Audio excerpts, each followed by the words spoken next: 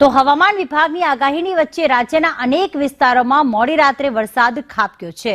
ઉત્તર ગુજરાતના સાબરકાંઠા જિલ્લામાં પણ કમોસમી વરસાદ વરસ્યો, જેમાં ઈડર, વડાલી, ખેડબ્રહ્મા, વિજયનગર, હિંમતનગર સહિત કમોસમી વરસાદ થતા રવિ સિઝનના પાકોને નુકસાન થવાની ભીતિ ધરતીપુત્રોમાં સેવાઈ રહી છે।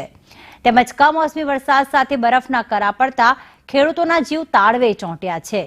જિલ્લાના કેટલાક વિસ્તારમાં ભારે પવન અને વીજળીના કડાકા સાથે વરસાદ પડ્યો હતો, તો ભર શિયાળે કમોસમી વરસાદ ખાબકતા ખેડૂતોમાં ભારે ચિંતાનો માહોલ સર્જાયો છે। કરા સાથે માવઠું થતા વરિયાળી અને બટાકાના પાકને ભારે નુકસાન જવાની ખેડૂતોને ભીતિ છે।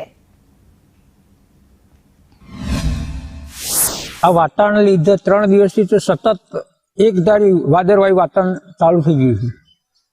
આમ કુદરતી આ આફતના લીધે ખેડૂત પાયમાલ થવા માંડ્યું।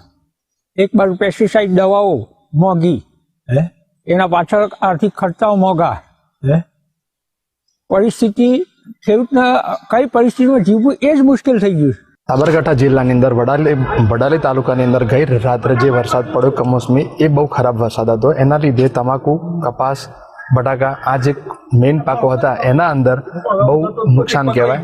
કમોસમી વરસાદના કારણે અત્યારે ખેડૂતોને ખૂબ જ નુકસાન છે, જેમાં પાકોમાં વરિયાળી, બટાકા, જીરું છે, ચણા છે, રાયડો છે, જેના હિસાબે ખેતીમાં ફૂગના પ્રશ્નો છે ને બીજા લગભગ ઉત્પાદનમાં પણ ઘટ પડાય એવી છે। 60% ખર્ચો થાય છે। આમ આવું જો 2-3 દિવસ વાતાવરણ છે તો બધા ખેડૂતોને આર્થિક રીતે બહુ મોટું નુકસાન જાય છે અને આથી ખેડૂત સતત પાયમાલ થતો રહેલો છે। અત્યારે ભર શિયાળામાં ચોમાસા જેવું વાતાવરણ થઈ ગયું છે।